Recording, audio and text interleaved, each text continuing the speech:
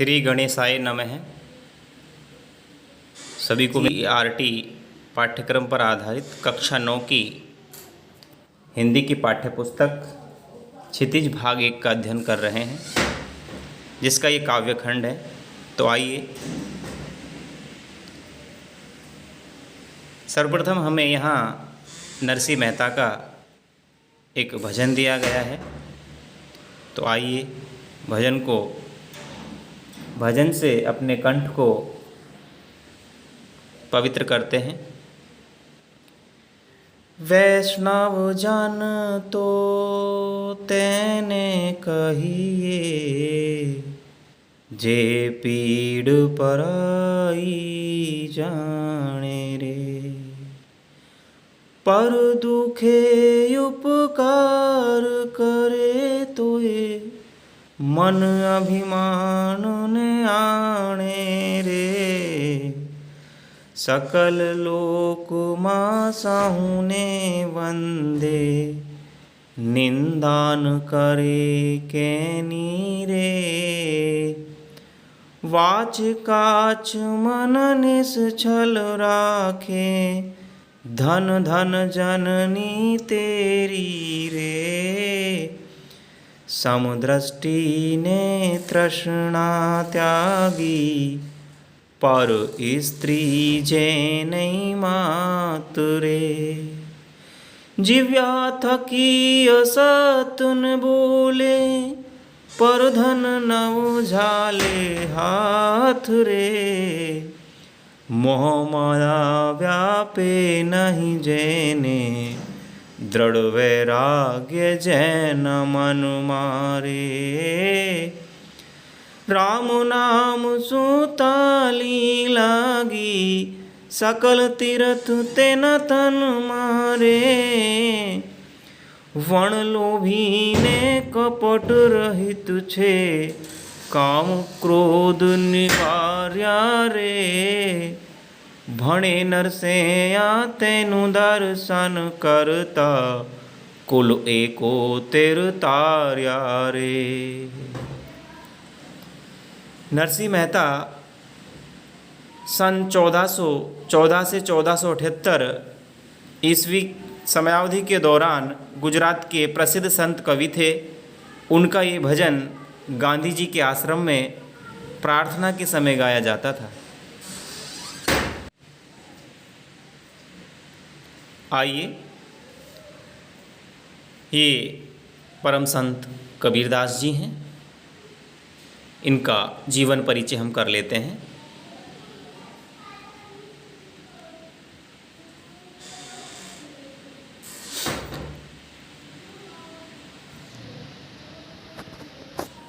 कबीर के जन्म और मृत्यु के बारे में अनेक किंवदंतियाँ प्रचलित हैं, दंत कथाएँ प्रचलित हैं।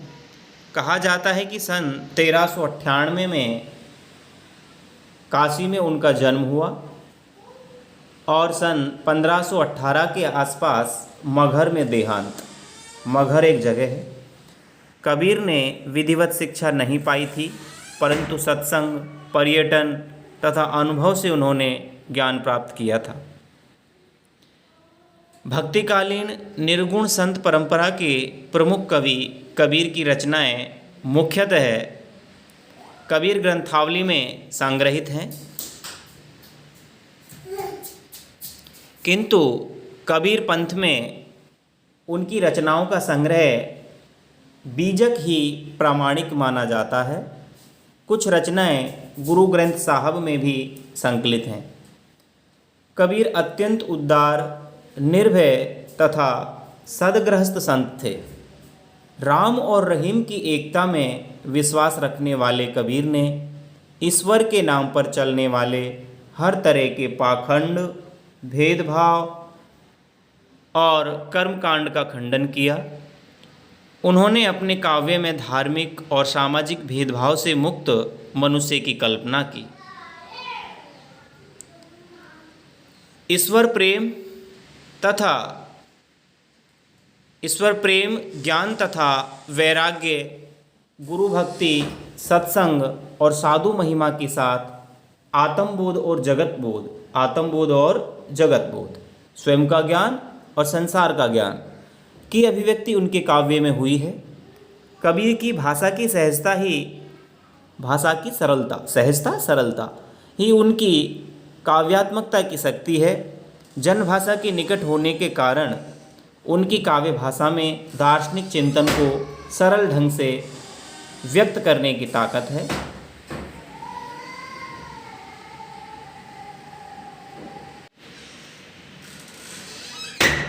पाठ परिचय। यहाँ संकलित साखियों में प्रेम का महत्व, संत के लक्षण, ज्ञान की महिमा, बाह्य आडंबरों का विरोध आदि भावों का उल्लेख हुआ है। पहले पद में बाह्य आडंबरों का विरोध एवं अपने भीतर ही ईश्वर की व्याप्ति का संकेत है, तो दूसरे शब्द में ज्ञान की आंधी के रूपक के सहारे ज्ञान के महत्व का वर्णन है। कबीर कहते हैं कि ज्ञान की सहायता से मनुष्य अपनी दुर्बलताओं से मुक्त होता है। तो आइए अब हम कबीर की साखियों का अध्ययन करते हैं। पहली साखी है, मान सरोवर सुभर जल हंसा केलि कराही, मुक्ता फल मुक्ता चुगे अब उड़ियन तुन जाही। मुक्ताफल, मुक्ताफल मोती। मानसरोवर, मानसरोवर कैलाश मानसरोवर एक झील है। सुभर माने भरी हुई, पूरी तरह से भरी हुई, जल माने जल से।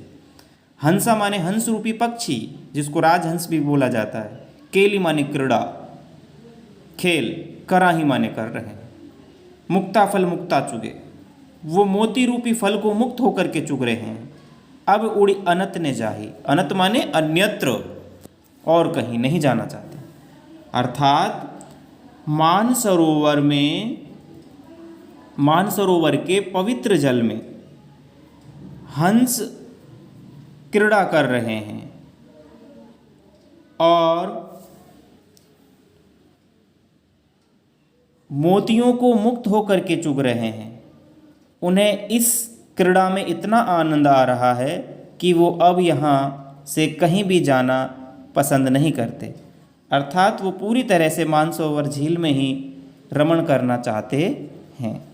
इसका जो दूसरा भावार्थ है वो ये है कि ईश्वर प्रेम से परिपूर्ण, ईश्वर प्रेम से परिपूर्ण मन वाले जो भक्त हैं या साधना करने वाले साधक हैं, वो जब आत्मलीन हो जाते हैं, मानस बोलते हैं हृदय को, हृदय रूपी सरोवर में, हृदय के अंतर्गत आत्मा का वास है।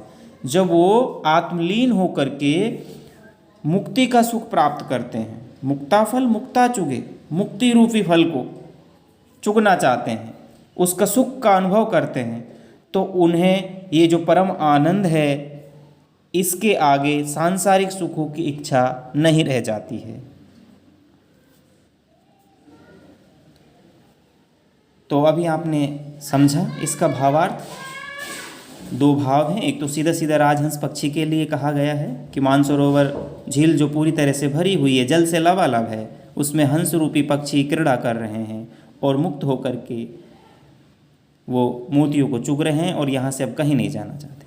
तो एक सच्चा जो साधक है, भक्त है, वो ईश्वर प्रेम में, आत्म सुख में इतना सुखी हो रहा है कि अब उसे सांसारिक सुखों की जो इच्छा है वो बेकार दिखाई पड़ती है। हाँ, दूसरा जो पद है, प्रेमी ढूंढत में फिरों प्रेमी मिले न कोई, प्रेमी को प्रेमी मिले सब विषय अमृत होय। प्रेमी ढूंढत में फिरो। कबीरदास जी कहते कि मैं प्रेमी को ढूंढता हुआ फिर रहा था, लेकिन मुझे कोई प्रेमी नहीं मिला। प्रेमी का मतलब है भगवान का भक्त, मेरे सदृश, मेरे जैसा मैं हूँ वैसे व्यक्ति को मैं ढूंढना चाह रहा हूँ, क्योंकि हर व्यक्ति अपने जैसा ही देखना चाहता है। लेकिन जब उसे कोई ऐसा मिला ही नहीं तो क्या होता है, प्रेमी को प्रेमी मिले, मिलता नहीं है। लेकिन जब यदि प्रेमी को प्रेमी मिल जाए, यदि हमको हमारे जैसा व्यक्ति मिल जाए तो सारा जो जहर है, विष है, वो अमृत के समान हो जाता है। अर्थात यदि एक सच्चा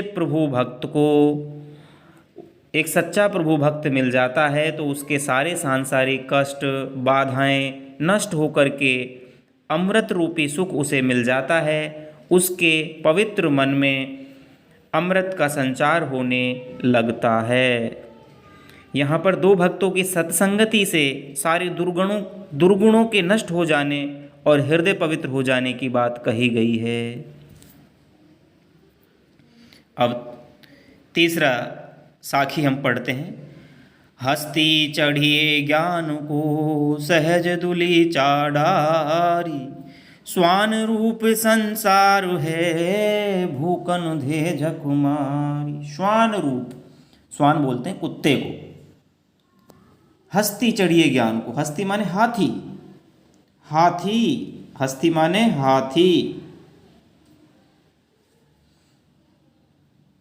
हाथी।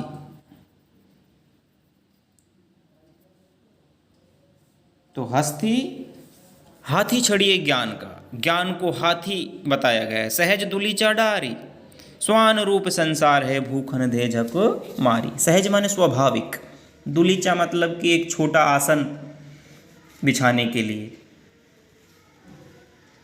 झक मारना, झक मारी, व्यर्थ में समय बर्बाद करना।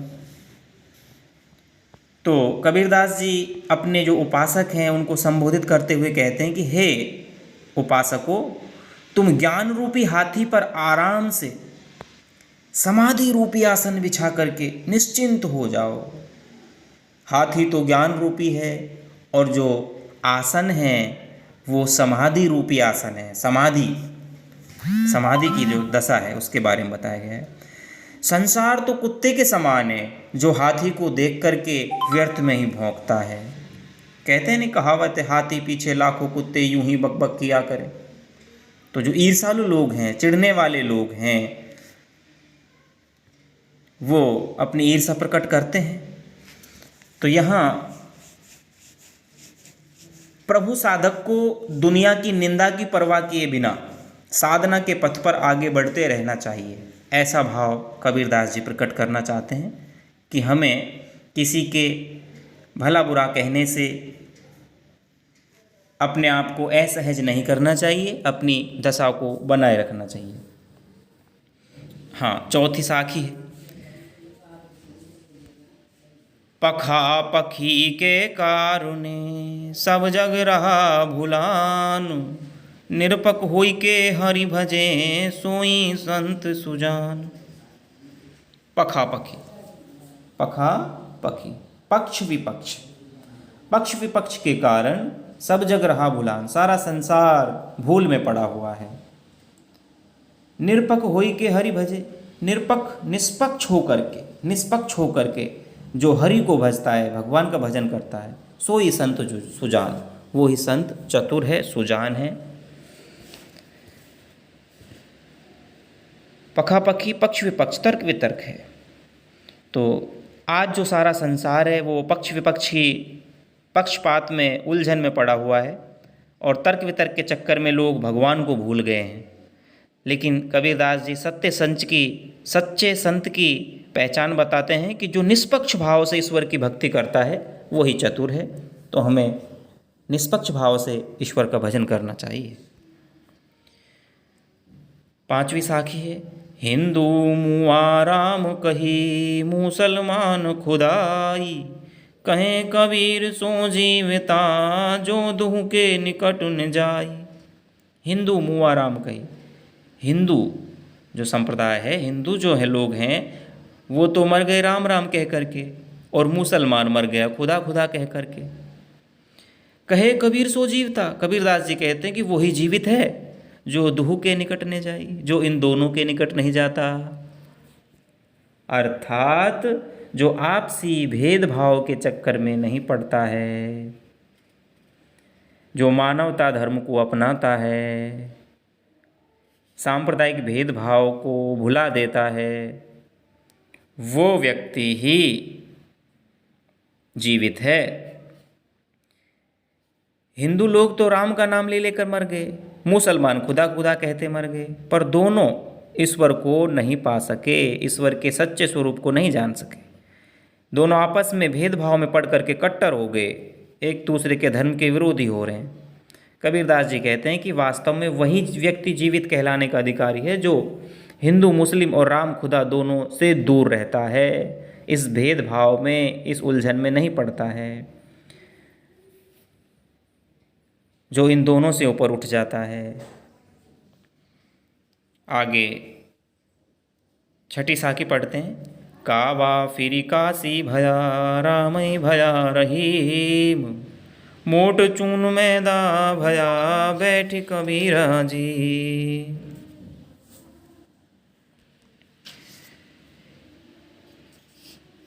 काबा मुसलमानों का पवित्र तीर्थ स्थल है, काशी हिंदुओं का तीर्थ स्थल है। तो काबा फिर काशी भया, हिंदू जो लोग हैं काबा को यदि काशी मान लें और राम ही भया रहीम, और राम को यदि रहीम मान लें, तो ऐसी दशा हो जाएगी जिस तरह से मोटा चून मैदा हो जाएगा और वो भोजन करने लायक बन जाएगा, उसको हम बैठ करके जीम सकते हैं। अर्थात जब मैं धार्मिक भेदभाव से उठकर निष्पक्ष हो गया तो मेरे लिए मुसलमानों का पवित्र तीर्थ काबा काशी के समान पवित्र हो गया और राम का नाम रहीम के समान पवित्र हो गया। जिसे मैं मोटा आटा समझकर खाने लायक नहीं समझता था, अब वही मेरे लिए बारीक मैदा के समान हो गया है और अब उसे मैं आराम से बैठ करके खा सकता हूँ, जीम सकता हूँ। आशय है कि धार्मिक भेदभाव के नष्ट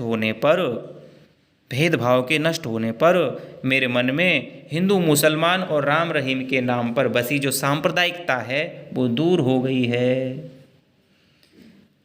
यहाँ विभिन्न धर्मों का जो मतभेद है उसको मोटा चून कहा गया है और जो धार्मिक सहिष्णुता है उसको मैदा कहा गया है। तो आइए अंतिम साखी और पढ़ते हैं। ऊंचे कुल का जनमिया जे करनी ऊंच ने होई, सुबरन कलश सुरा भरा साधु निंदा सोई। ऊंचे कुल का जन्मिया, अरे ऊंचे कुल में जन्म लेने से जे करनी ऊंच ने हुई, और यदि हम ऊंचे कुल में जन्म लेकर भी अपनी करनी को, अपने कार्य को ऊंचा नहीं करते हैं तो हमारी स्थिति वही हो जाएगी। सुबरन कलश सुरा भरा साधु निंदा सोई, सोने का जो घड़ा है उसको शराब से भर दिया गया है, तो साधु लोग तो ऐसे लोगों की निंदा ही करेंगे। यदि कोई मनुष्य श्रेष्ठ कुल में जन्मा है किंतु उसके कर्म श्रेष्ठ नहीं हैं तो उससे कोई लाभ नहीं है, जन्म का कोई लाभ नहीं है। जिस तरह से सोने का घड़ा अगर शराब से भरा हो तो साधु लोग ऐसे बर्तन की निंदा ही करते हैं। है तो वो अमूल्य सोने का, लेकिन उसमें भरी हुई क्या है? वासना रूपी बुराई भरी हुई है, शराब भरी हुई है। तो आज से है कि मनुष्य कर्म से महान बनता है, जन्म से नहीं। कर्म प्रधान विश्व कर राखा, जो जस करे सो तस फल चाखा। कबीर मनुष्य की श्रेष्ठता उसके श्रेष्ठ कर्मों के कारण मानते हैं, प्रत्यक्ष में प्रमाण की कोई आवश्यकता नहीं है।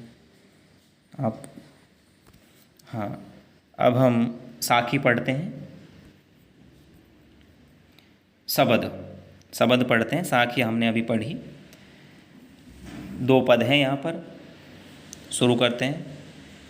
मुँह को कहाँ ढूंढे बंदे, मैं तो तेरे पास में, नाम देवल नाम मस्जिद ना काबे कैलाश में, ना तो कोने क्रिया कर्म में, नहीं योग बैराग में, खोजी होए तो तुरते मिल हो पल भर की तालाश में, कहे कबीर सुनो भाई साधो सब श्वासों की श्वास में, सब श्वासों की श्वास में।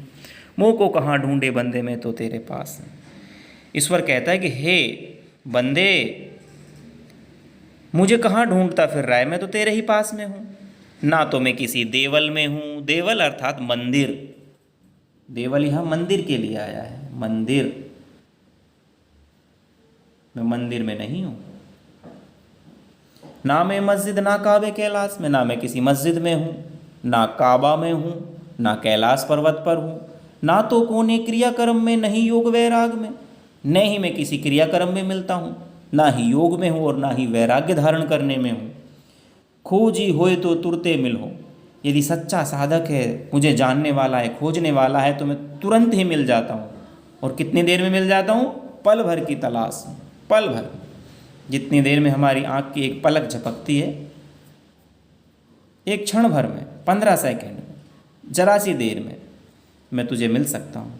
कहे कबीर सुनो भाई साधो, सब श्वासों की श्वास में। कबीरदास जी कहते हैं कि हे भाई सज्जनों सुनो, मैं तो सब श्वासों की श्वास में हूँ। श्वास श्वास में राम रटु, वृथा श्वास मत खोए, पता नहीं इस श्वास का आवन होए न होए।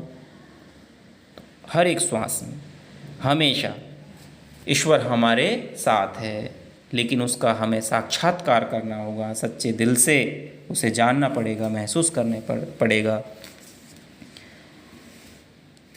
एक बार फिर सुन लीजिए, कबीरदास जी कहते हैं कि मैं स्वयं निराकार ब्रह्म मनुष्य को संबोधित करते हुए कहता हूँ, हे मनुष्य, तू मुझे अपने बाहर कहाँ ढूंढता भटक रहा है? मैं तो तेरे बहुत पास हूँ। मैं मंदिर में भी नहीं हूँ, मस्जिद में भी नहीं हूँ, मुसलमानों का जो तीर्थ है काबा, वहाँ भी निवास नहीं करता, हिंदुओं के कैलाश पर्वत पर भी मैं नहीं हूँ। इन सब जगहों पर मुझे क्यों ढूंढ रहा है? मैं तो सब जगह व्याप्त हूँ, सर्वव्यापी हूँ। यदि सच्चा ढूंढने वाला भक्त हो, सच्चा साधक हो, तो मैं तुरंत ही दर्शन देता हूँ। कबीर कहते हैं कि जैसे सांस तुम्हारे अंदर है, वैसे ही परमात्मा भी अंदर ही निवास करता है। सांस हमारे अंदर नहीं है, सांस हमारे अंदर आती है, जाती है, और यथार्थ रूप में वो हमारे अंदर विद्यमान है। जब तक सांसा तब तक आशा। सांस के साथ ईश्वर हमारे ही साथ है। सांस निकल जाने के बाद तो शरीर मुर्दा हो जाता है। आइए दूसरा पद। संतो भाई आई ज्ञान की आंधी रे, भ्रम की टाटी सवे उड़ानी, माया रहे ने बांधी, हिति चिति की द्वेथूनि गिरानी, मोहे बलिंडा टूटा टूटा, तृष्णा छानी परी घरे ऊपरी, कुबदिक भांडा फूटा, जोगे जुगति करी संतो बांधी, निर्चुचु वैने पानी, कोट कपट काया का निकिशा, हरि की गति जब जानी, आंधी पीछे जो जल बूठा, प्रेम हरि जन भीना, कहे कबीर भान के प्रगटे, उदित भया तम खीना। संतो भाई आई ज्ञान की आंधी। कबीरदास जी कहते हैं, हे भाई संतो, अब ज्ञान रूपी आंधी आ गई है। आत्मज्ञान की और संकेत किया गया है। भ्रम की टाटी सबे उड़ानी, माया रहे ने बांधी। भ्रम रूपी जो टाटी है, दीवार है, बांस की पट्टियों से, बांस की जो छोटी छोटी फट्टियाँ हैं उनसे बना हुआ जो पर्दा होता है उसको टाटी बोलते हैं। तो भ्रम की जो बाधा है वो सब उड़ जाएगी, माया रहे ने बांधी रे, और माया बांधे भी नहीं बंधेगी, अर्थात अज्ञान का जो बंधन है वो टूट जाएगा। हिति चिति की द्वेथूनि गिरानी। हिति, हिति माने स्वार्थ, चित, चित माने मन, थूनि माने खंबा,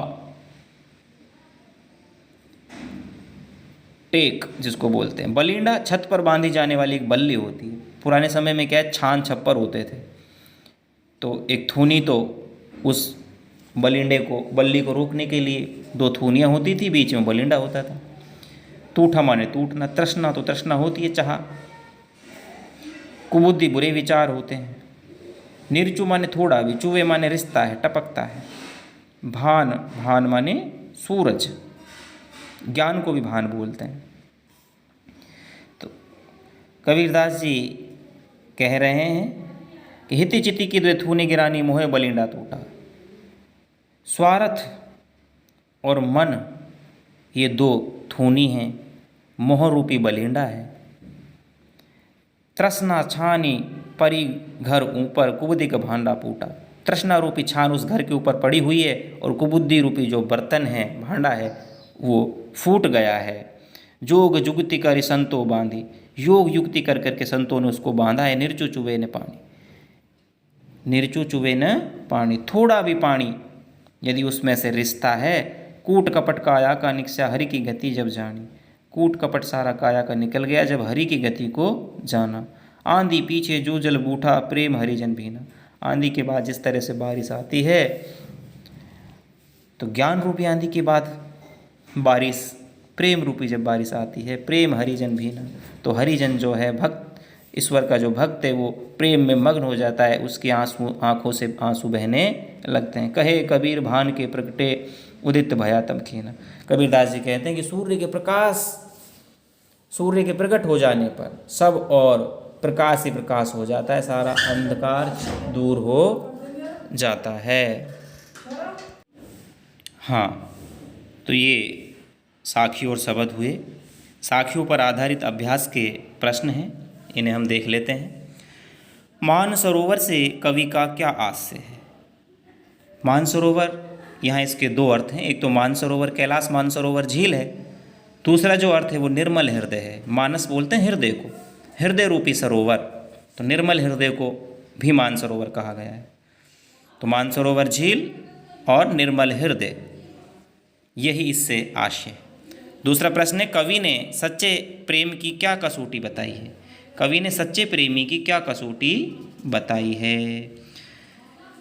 कवि ने सच्चे प्रेमी की कसौटी बताई है कि सच्चा प्रेमी यदि मिल जाए तो मन के सारे दुर्गुण नष्ट हो जाते हैं, मन हमारा पवित्र हो जाता है। सच्चे प्रेमी के मिलने से सारे दुर्गुण नष्ट हो जाते हैं और मन पवित्र हो जाता है।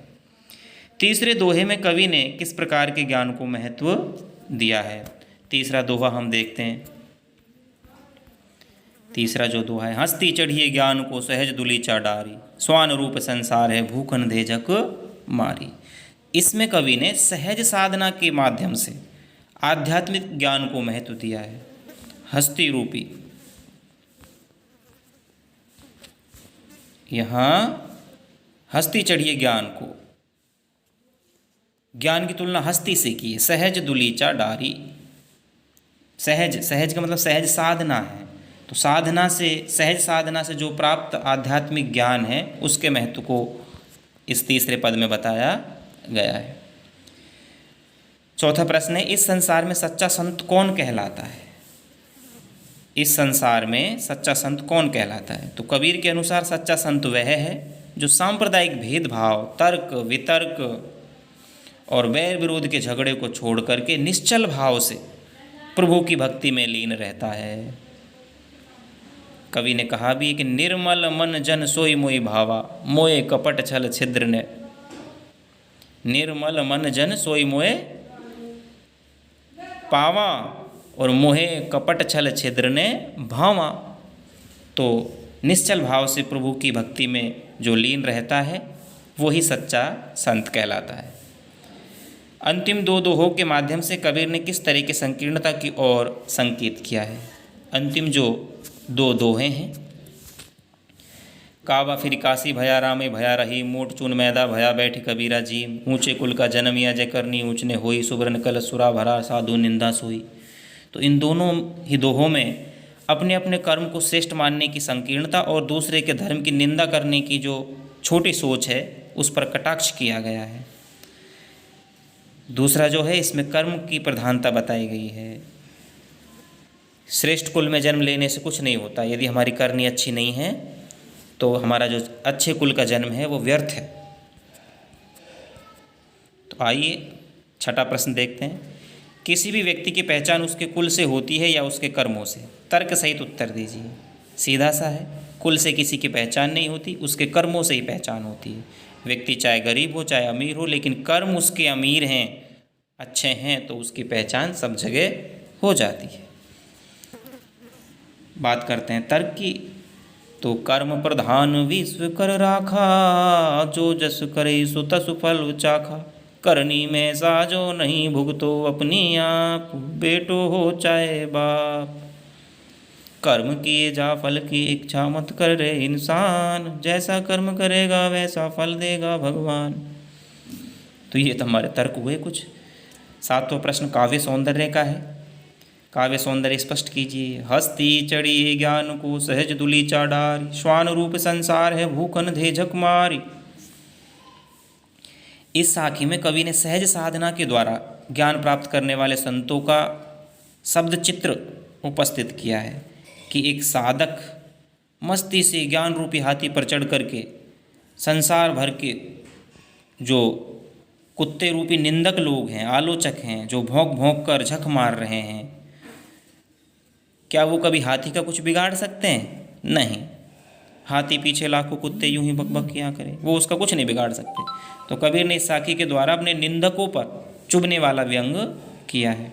यहाँ यदि अलंकार की बात करें तो यहाँ पर सांग रूपक अलंकार है। ज्ञान रूपी हाथी, सहज साधना रूपी दुलीचा आसन, निंदक संसार रूपी कुत्ता श्वान और निंदा रूपी उसका भौंकना। झक मारना एक मुहावरा है। झक मारना, व्यर्थ में क्यों झक मार रहे हो, क्यों समय खराब कर रहे हो। स्वान रूप संसार है, ये एक बहुत अच्छी सशक्त उपमा है, उपमा अलंकार है इसमें। स्वान रूपी संसार, कुत्ता रूपी संसार, तो अच्छी काव्य सौंदर्य है प्रश्न में। अब आइए शब्द के प्रश्न देख लेते हैं। 8वां प्रश्न है, मनुष्य ईश्वर को कहाँ कहाँ ढूंढता फिरता है। देखो, मनुष्य मंदिर में, मस्जिद में, काबा में, कैलाश में, योग में, वैराग में, पूजा में, पाठ में, जप में, तप में, यात्रा में, पता नहीं वो सब जगह ढूंढने में लगा हुआ है, लेकिन उसका निवास कहाँ है? हृदय में है, हृदय में है। 9वां प्रश्न है, कबीर ने ईश्वर प्राप्ति के लिए किन प्रचलित विश्वासों का खंडन किया है। अनेक विश्वासों का खंडन किया है। उनके अनुसार ईश्वर ने तो मंदिर में है, न मस्जिद में, न काबा में, न कैलाश में, न तीर्थों में, किसी कर्मकांड में नहीं है, योग में नहीं है, साधना में नहीं है, वैरागी बनने में नहीं है। यदि ईश्वर प्राप्ति के लिए केवल सच्ची लगन की आवश्यकता है, निर्मल मन चाहिए।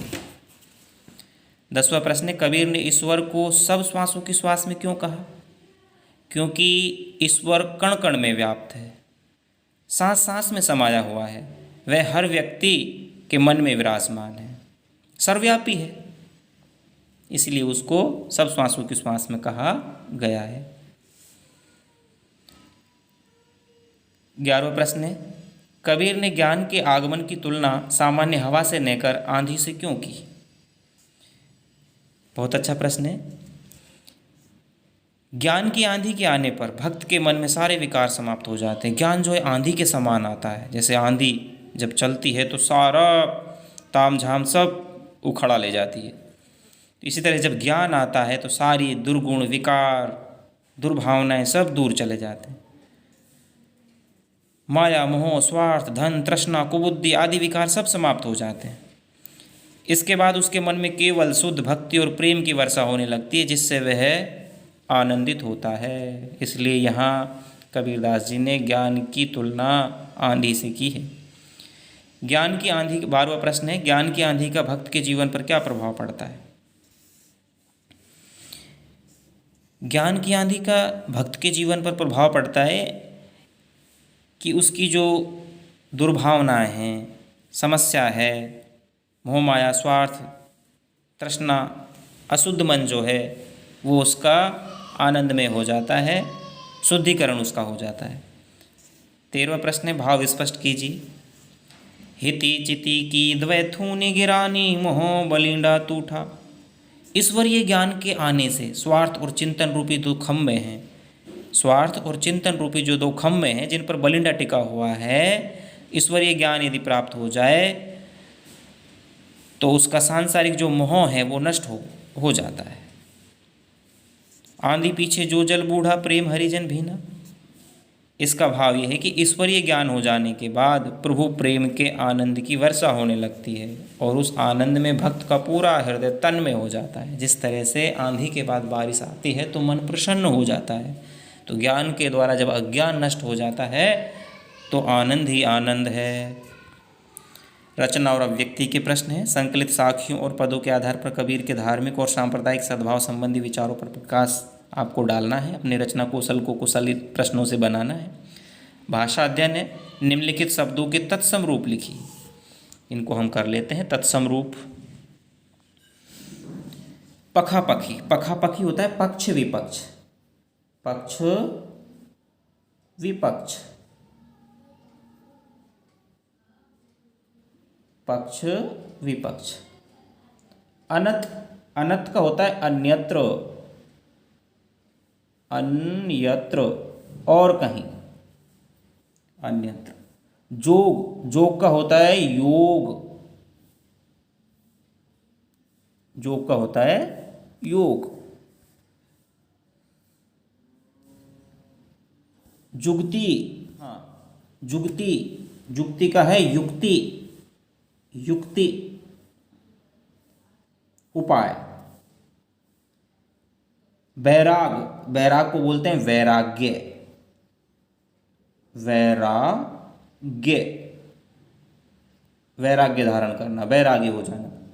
निरपक्ष, निरपक्ष का है निष्पक्ष, भेदभाव रहित, निष्पक्ष, निष्पक्ष।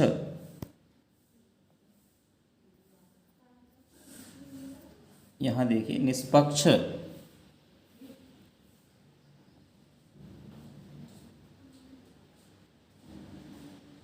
निष्पक्ष। तो ये हमने भाषा अध्ययन संबंधी प्रश्न किए। पाठ्येतर संक्रियाएं हैं, कबीर की साखियों को याद कर कक्षा में अंत्याक्षरी का आयोजन करें, तो इनको याद करें, कंठ से संवारें। NCERT द्वारा कबीर पर निर्मित फिल्म देखें, ज़रूर देखें, फिल्म देखोगे तो कबीर के भक्त बन जाओगे। कुछ शब्द संपदा यहाँ पर दी गई है। सुभर, सुभर माने अच्छी तरह भरा हुआ, सुभर का अर्थ है अच्छी तरह, सुभर का अर्थ है अच्छी तरह भरा,